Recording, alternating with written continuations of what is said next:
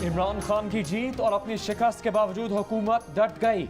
चाहे कुछ हो जाए, इलेक्शन जल्दी नहीं अपने वक्त पर होंगे। इमरान को वाज़े और दो टोक फैसला सुना दिया। विफाकी वजीर साद रफीक इमरान खान पर फट पड़े। गुमराह, ज़हनी मरीज, साजिशी और खुशामदी करार दे दिया। कहा इमरान खान अदालतों के कंधों पर चढ़कर आइन के साथ छेड़छाड़ करना चाहता है। इमरान खान के दौर में निज़ाम अदल सोया हुआ था। ऑपोजिशन के मुकदमात नहीं सुने जाते थे, रिटायर होकर माजरतें की जाती हैं। वो किसी का नाम नहीं लेना चाहते। किसी ने सवाल उठाया तो नाम भी लेंगे। हुकूमत को कीमतें बढ़ाने का कहकर इलेक्शन में धकेल दिया गया। ये इंसाफ की कौन सी किस्म है? इदारों को फैसला करना होगा। तहरीक इंसाफ को मर्जी का चीफ जस्टिस, मर्जी का आर्मी चीफ, मर्जी का चीफ इलेक्शन कमिश्नर, कठपुतली सदर और मर्जी का मीडिया चाहिए। अगर ऐसा हो तो नाम नहाद अमीरुल मोमिनीन के सीने में ठंड पड़ जाएगी। अगर आप ज़मीर की आवाज़ बुलंद करें तो जब इनका वक्त आएगा तो वो आपका सर कलम कर देंगे।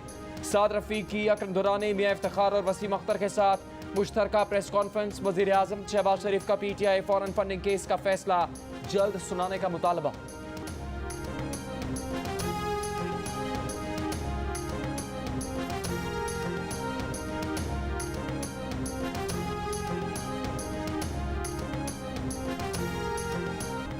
अमरीकी डॉलर ने पाकिस्तानी रुपए को रौंद डाला। तारीख की बुलंद तरीन सतह पर पहुंच गया।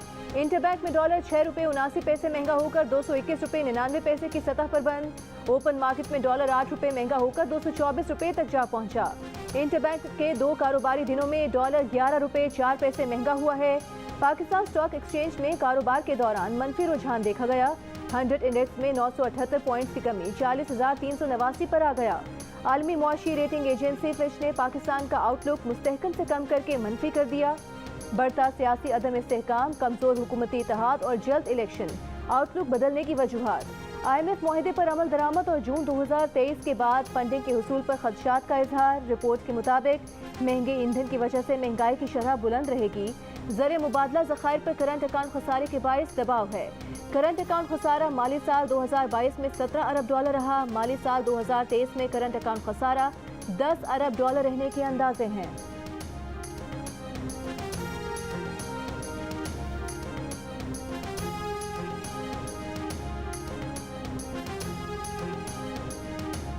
IMF से मुआहदे के बावजूद रुपया मुसलसल गिर रहा है। डॉलर आज 224 रुपए तक पहुंच गया है।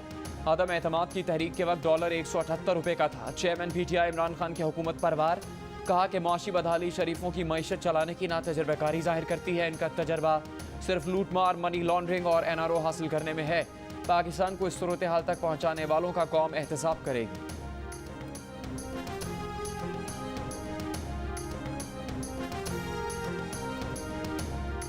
इमरान खान ने साथियों को एस्टेब्लिशमेंट के खिलाफ बात करने से रोक दिया। एक इंटरव्यू में अवामी मुस्लिम लीग के सरबराह शेख रशीद ने कहा कि इमरान खान ने उनसे कहा है कि आइंदा से एस्टेब्लिशमेंट के खिलाफ कोई बात नहीं करनी। अब इलेक्शन की तैयारी करनी है, उम्मीदवारों को तैयार करना है।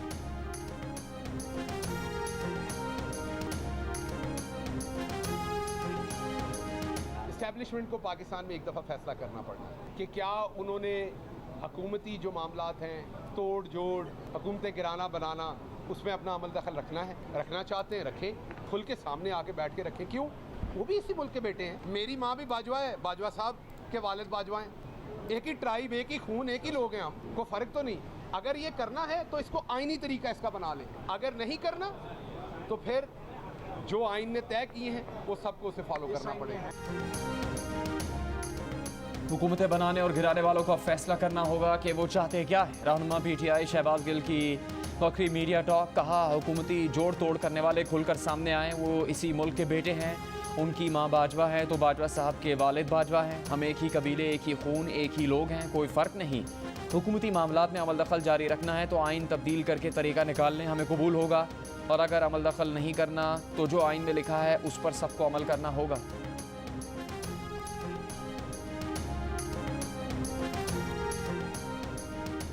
इमरान खान मिस्टर एक्स और मिस्टर वाई के नाम लेने की हिम्मत तो नहीं कर सके। इंतखाबात जीतने के बाद इमरान खान मिस्टर एक्स और वाई से ही माफ़ी मांग लेते।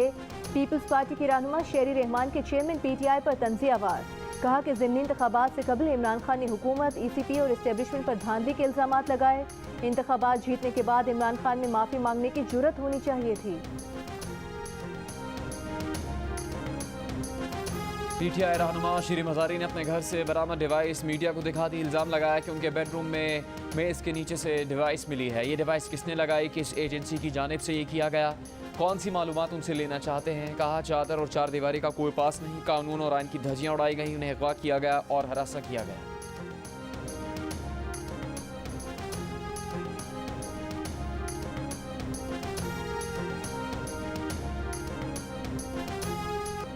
कान खोलकर सुन लो, इलेक्शन तब होगा जब मौजूदा हुकूमत और इलेक्शन कमीशन चाहेगा। मरीम औरंगजेब का रद्द-ए-अमल। कहा इमरान खान इक़्तिदार को बचाने के लिए आइन पर हमलावर हुए। इमरान खान अफवाज पाकिस्तान रियासती इदारों पर हमलावर है। इमरान खान ने आज चीफ इलेक्शन कमिश्नर का इस्तीफा मांगा है, कल चीफ जस्टिस का मांगेंगे। ये हिटलर माइंडसेट का आदमी है जो मुल्क में इंतशार चाहता है। कहा इमरान खान फॉरेन फंडिंग और मनी लॉन्ड्रिंग करते हुए पकड़े गए हैं। इदारे कानून के मुताबिक इमरान खान के खिलाफ कार्रवाई करें।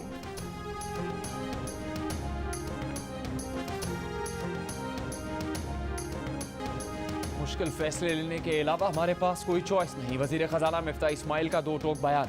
कहा इलेक्शन हार गए तो क्या हुआ, अगर इलेक्शन हार गए तो क्या पाकिस्तान को कुर्बान कर देंगे। 5 साल ऑपोजिशन में बैठने पर कोई मौत आ जाएगी। अगर पाकिस्तान को दिवालिया होने से बचाने के लिए एक इलेक्शन हारते हैं तो क्या फर्क पड़ता है।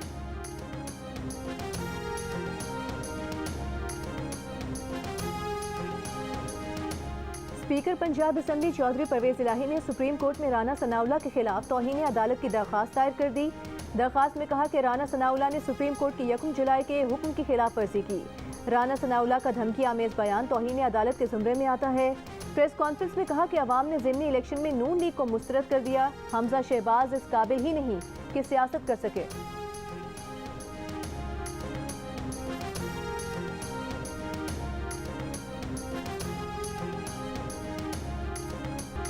22 जुलाई को पंजाब में पीटीआई की हुकूमत होगी। 23 जुलाई को पंजाब में राना सनाउल्लाह और अता तारड़ के दाखिले पर पाबंदी लगा सकते हैं।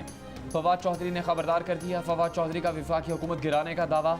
चीफ इलेक्शन कमिश्नर से मुस्ताफ़ी होने का मुतालबा। कहा हुकूमत के 5 से ज़्यादा MNAs पीटीआई से राबते में हैं। कहा बड़े फैसले करना और मईशत ठीक करना अबूरी हुकूमत का काम नहीं। आसिफ जरदारी चाहते हैं शहबाज हुकूमत ख़त्म होती है तो हो जाए, उनकी सिंध हुकूमत बरकरार रहे। वज़ीर आज़म शहबाज शरीफ इलेक्शन की तारीख दें, फिर देखते हैं क्या ऑप्शंस हैं। आज इत्तेहादी हुकूमत मेच्योरिटी का मुजाहरा करे।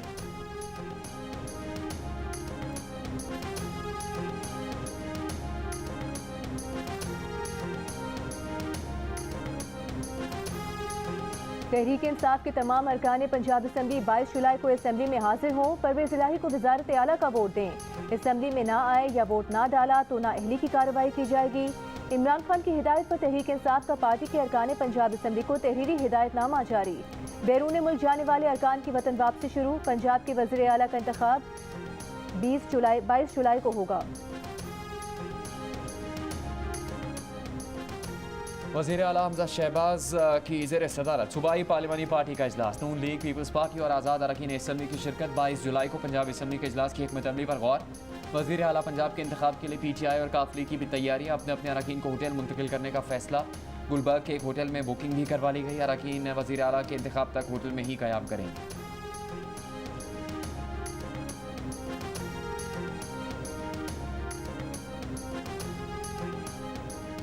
पीटीआई नैब तरमीम के वक्त पार्लियामेंट में क्यों न थी, क्यों चाहती है कि मामला ऐवान की बजाय अदालत में हल हो। सुप्रीम कोर्ट का नैब तरमीम के खिलाफ इमरान खान की दरख्वास्त पर हुक्म इम्तना देने से इनकार। चीफ जस्टिस ने शाह महमूद कुरैशी से कहा कि पार्लियामेंट में इस पर बहस कर लेते तो अदालत को घंटों समाअत न करनी पड़ती।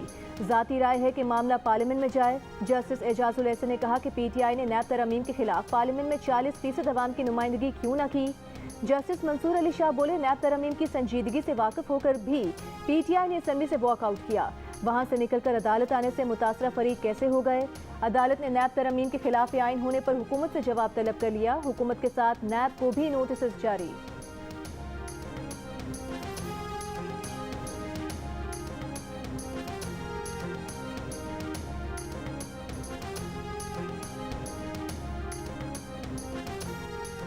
दफ्तर खारजा ने साइफर कम्युनिकेशन साबिक वज़ीर आज़म और साबिक वज़ीर खारजा से छुपाने का दावा मुकम्मल बेबुनियाद करार दे दिया।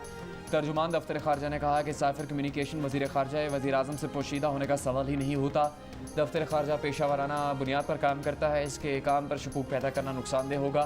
शहबाज गिल ने इल्ज़ाम आयद किया था कि वाशिंगटन में पाकिस्तान के साबिक सफ़ीर की जानिब से भेजा जाने वाला साइफर उस वक्त के वज़ीर खारजा और वज़ीर आज़म से छुपाया गया था।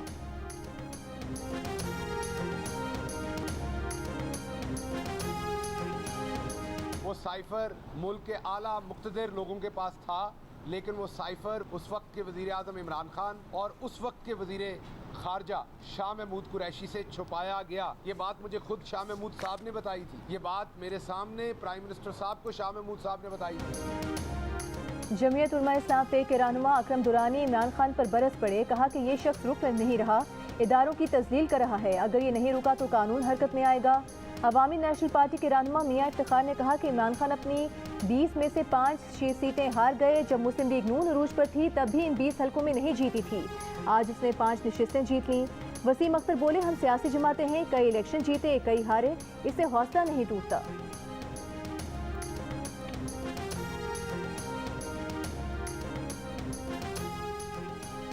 तहरीक इंसाफ के रहनुमा असद उमर ने कहा है कि वो वक्त दूर नहीं जब सिंध में भी कानून की हुक्मरानी होगी। शहबाज शरीफ जिस कुर्सी पर बिठाए गए वो जाने वाली है, हुकूमत ख़त्म होने वाली है। अब आवाम पंजाब में नून लीग की सियासत ख़त्म होते देखेंगे। हैदराबाद में कारकुनों से खिताब करते हुए असद उमर ने कहा कि आवाम ने देखा कराची में तहरीक इंसाफ ने किस तरह पतंग काट दी, अब पूरे सिंध में ही बल्ला नजर आएगा। ये चाहते हैं तमाम इख्तियारात और वसाइल एक ख़ानदान के पास हों। इनकी सियासत के नतीजे में महल बन गए, दुबई में टावर खड़े हो गए, लंदन में अरबों रुपए के फ्लैट्स बन गए।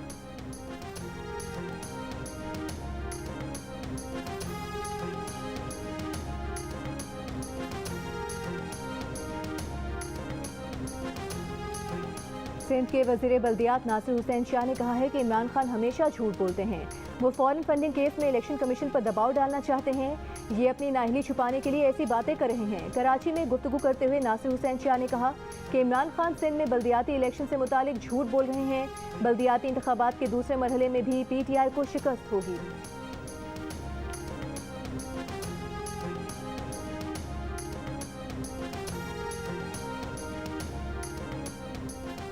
इलेक्शन कमीशन को इमरान खान की तकरीर का रिकॉर्ड पैमरा से मिल गया। इलेक्शन कमीशन इमरान खान की तकरीर का जायजा ले रहा है। ज़रा इलेक्शन कमीशन के मुताबिक तकरीर से मुतालिक कार्रवाई करने या कार्रवाई ना करने का फैसला किया जाएगा। इमरान खान ने भक्कर, खुशाब और लिया में चीफ इलेक्शन कमिश्नर और इलेक्शन कमीशन पर इल्ज़ाम लगाए थे। इलेक्शन कमीशन ने चेयरमैन पैमरा से भक्कर, खुशाब और लिया में इमरान खान की तकरीर का रिकॉर्ड तलब किया था।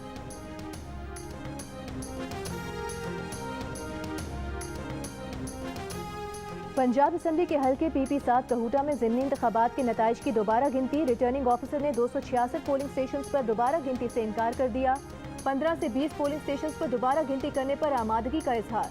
कहा, पूरे हल्के के पोलिंग स्टेशन की दोबारा गिनती मुमकिन नहीं। तमाम उम्मीदवारों की कानूनी टीम को मुशावरत का वक्त दे दिया गया।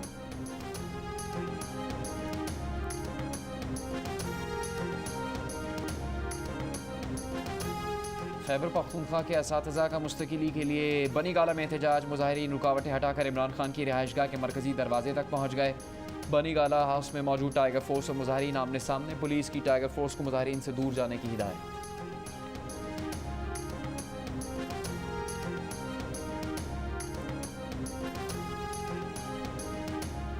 खैबर पख्तूनख्वा असम्बली ने माहौलियाती तहफ़्फ़ुज़ तरमीमी बिल 2022 मंजूर कर लिया। बिल के तहत खैबर पख्तूनख्वा में हर किस्म के प्लास्टिक बैग पर पाबंदी आए। कारखानों, होलसेल डीलर्स और रिटेलर्स को मौजूदा स्टॉक इस्तेमाल करके ख़त्म करने के लिए 6 माह की मोहलत। 6 माह बाद खिलाफ वर्जी पर 1 माह कैद से लेकर 5 लाख रुपए जुर्माने तक की सजा होगी।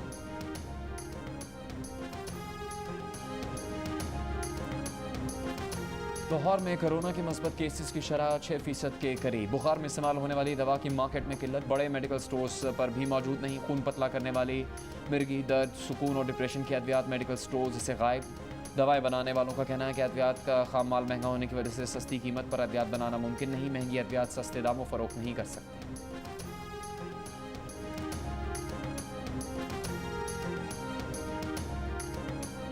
कराची में कोरोना के मुस्बत केसेस की शरह 4.5% रिकॉर्ड। हैदराबाद में शरह 5% रही। इस्लामाबाद में शरह 4% रिकॉर्ड। गिलगित में शरह 14% से ज्यादा। मुल्क में मजीद 459 केसेस रिपोर्ट हुए। मुस्बत केसेस की शरह तकरीबन 3% रही। 24 घंटों के दौरान कोरोना से किसी का इंतकाल नहीं हुआ।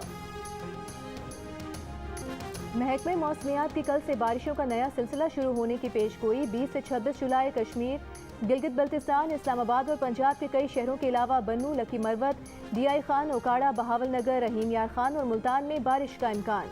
बलूचिस्तान में जोब, ज़ियारत, बारखान, बोलान, सिब्बी, कलात और खुस्तार में भी बारिश होगी। 24 से 26 जुलाई के दौरान सिंध के तमाम अजला में बारिश की पेशगोई। कराची, ठट्टा, बदीन में बारिश से नशेबी इलाके ज़ेरे आब आने का इम्कान। मानसेहरा, दीर कश्मीर, बारखान, कोहलू, सिब्बी, बोलान और डीजी खान के नदी नालों में तुगयानी का खदशा।